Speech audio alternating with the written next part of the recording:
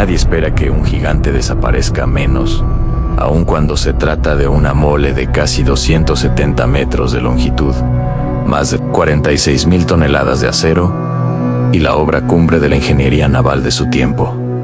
Y sin embargo, en una noche sin luna, ese coloso se esfuma oficialmente por un iceberg. Eso es lo que siempre se ha dicho. Pero cuando uno empieza a mirar con atención, algo no encaja.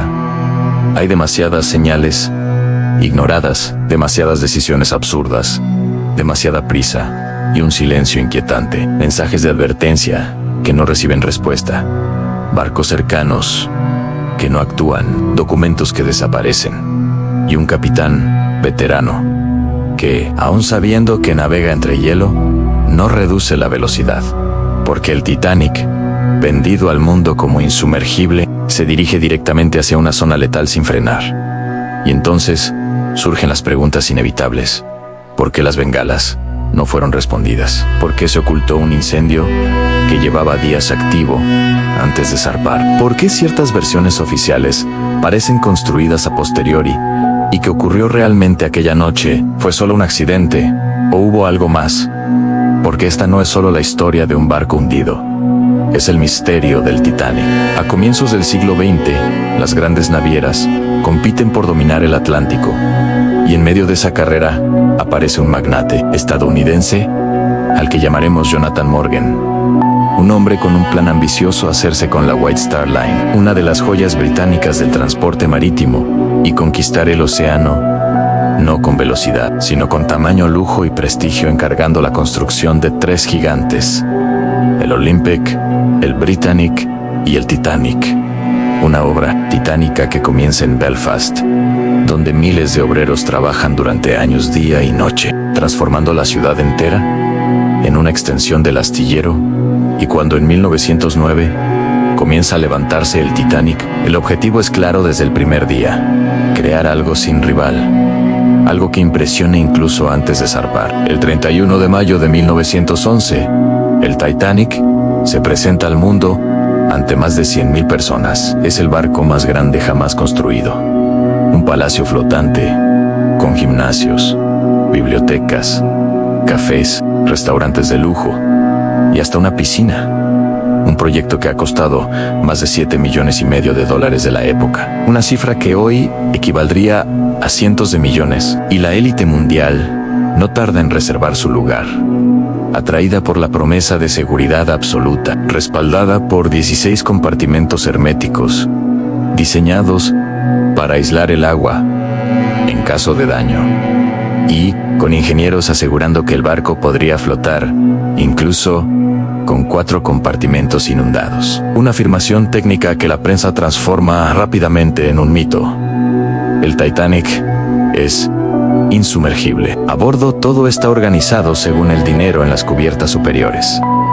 Viajan los más ricos empresarios, políticos y figuras influyentes, rodeados de salones privados, menús exclusivos y camarotes comparable a los mejores hoteles.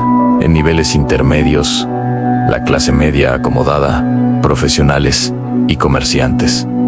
Y en lo más bajo, en tercera clase, cientos de inmigrantes que abandonan Europa persiguiendo una vida mejor, personas que han invertido todos sus ahorros en ese viaje.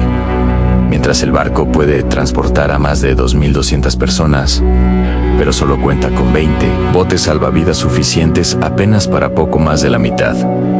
No por falta de espacio, sino porque la ley lo permite, ya que la normativa se basa en tonelaje y no en número real de pasajeros. El 10 de abril de 1912, el puerto de Southampton está abarrotado, familias despidiéndose, cámaras, periodistas, y al fondo una silueta blanca y negra que eclipsa todo. Pero lo que nadie ve es que muy abajo, entre las calderas, hay un incendio activo en un depósito de carbón. Un fuego que lleva días ardiendo, un fenómeno conocido, pero esta vez incontrolable, con trabajadores luchando sin descanso contra temperaturas extremas que debilitan el acero Dentro una información que la compañía decide ocultar para no retrasar el viaje inaugural ni manchar su imagen. Y así, el Titanic zarpa. En Cherburgo y luego en Queenstown, suben a bordo algunos de los hombres más ricos del mundo, entre ellos figuras a las que llamaremos Adrian Astor, Bernard Guggen y Samuel Strauss. Mientras el capitán Harold Edwards, en su último viaje, antes de retirarse, dirige el barco con la confianza de quien ha pasado la vida en el mar. El 14 de abril, el Titanic avanza por el Atlántico Norte a una velocidad cercana a los 40 kilómetros por hora. Una locura para un barco de ese tamaño.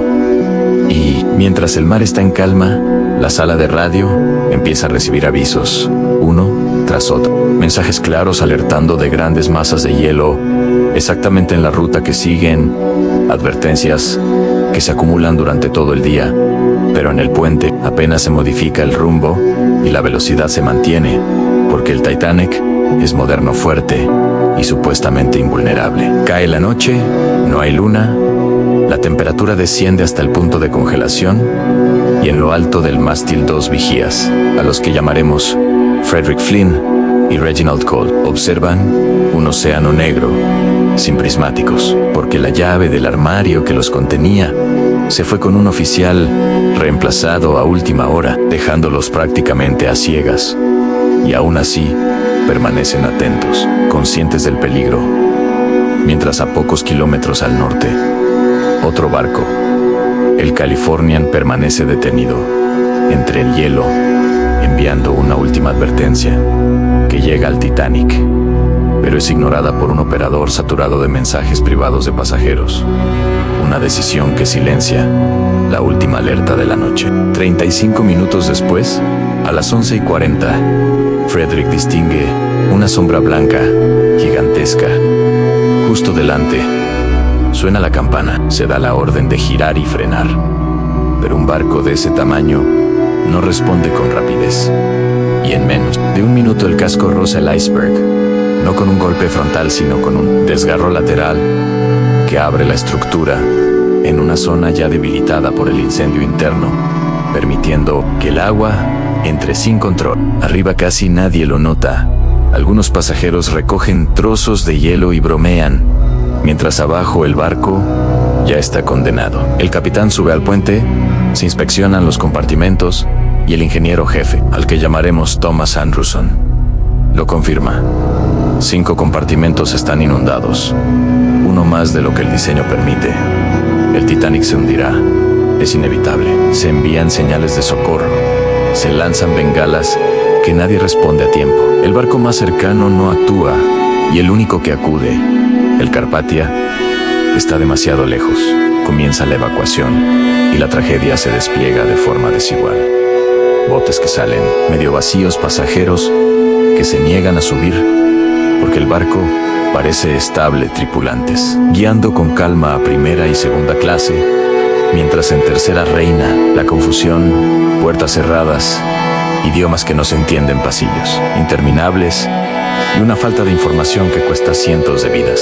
El tiempo avanza, la inclinación aumenta, el caos se apodera de la cubierta y finalmente el casco se parte en dos, lanzando asientos al agua helada, donde el cuerpo humano solo resiste minutos. Y cuando el Titanic desaparece bajo el océano, lo hace llevándose consigo más de 1500 vidas. Al amanecer, el mundo despierta en shock.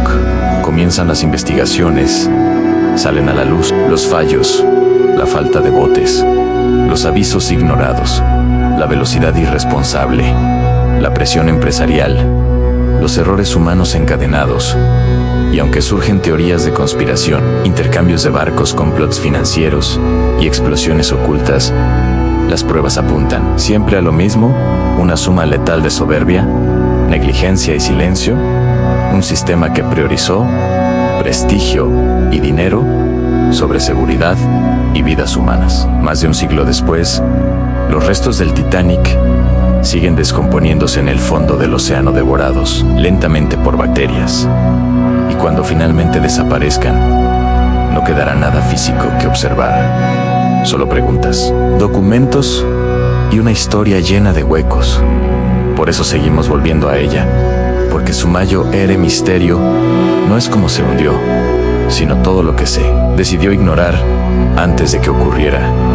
Y si quieres seguir explorando los grandes enigmas que el mundo intentó cerrar en falso, suscríbete ahora a Archivo X, en realidad encriptada, donde desciframos las historias que otros prefieren dejar en silencio.